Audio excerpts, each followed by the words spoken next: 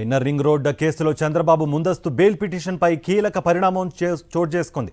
Red book పేరుతో లోకేష్ బెదిరిస్తున్నారని కోర్టులో memo file చేసింది సిఐడి. చంద్రబాబు కేసులు విచారిస్తున్న అధికారులను బెదిరిస్తున్నట్లుగా కోర్టులో సిఐడి మెమో దాఖలు చేసింది. ఈ అంశాలను పరిగణలోకి తీసుకుని చంద్రబాబుకు ముందస్తు బెయిల్ ఇవ్వొద్దని సిఐడి కోరింది. కౌంటర్ దాఖలు చేయాలని చంద్రబాబుకు ఏపీ హైకోర్టు ఆదేశించింది. తదుపరి విచారణ రేపటికి వాయిదా వేసింది.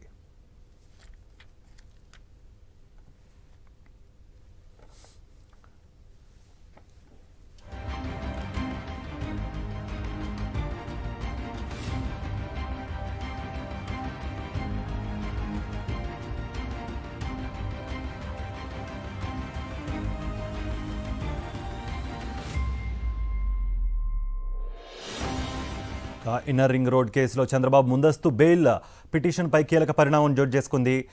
ఇదే అంశానికి సంబంధించి మరింత సమాచారం మా ప్రతినిధి వినాయక్ రావు అందిస్తారు. వినాయక్, ఇన్నర్ రింగ్ రోడ్ కేసులో చంద్రబాబు నాయుడు ముందస్తు బెయిల్ మీద ఈ రోజు హైకోర్టులో విచారణ జరిగింది. ఇందుకు సంబంధించి ఈ విచారణ సందర్భంగా ఒక కీలకమైన పరిణామం అయితే ఇది హైకోర్టులో చోటు చేసుకుని చెప్పుకోవచ్చు. ఎందుకంటే దర్యాప్తు అధికారులకు సంబంధించి లోకేష్ కొన్ని కీలకమైన వ్యాఖ్యలు చేశారు.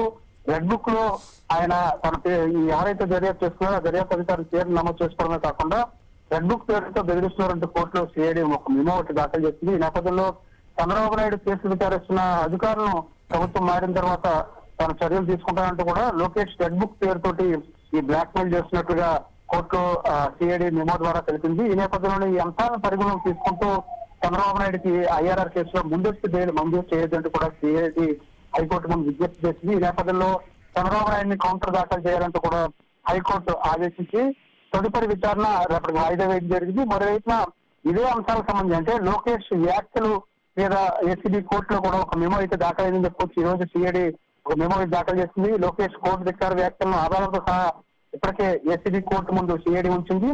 నాన్ బెయిలబుల్ వారెంట్ జారీ చేయాలి లోకేష్ అని కూడా పిటిషన్ లో పేర్కొనడం జరిగింది. ముగిసిన సందర్భంగా వాళ్ళు మీడియా ఛానల్ ఇంటర్వ్యూలో right Vinayak, thank you for the update.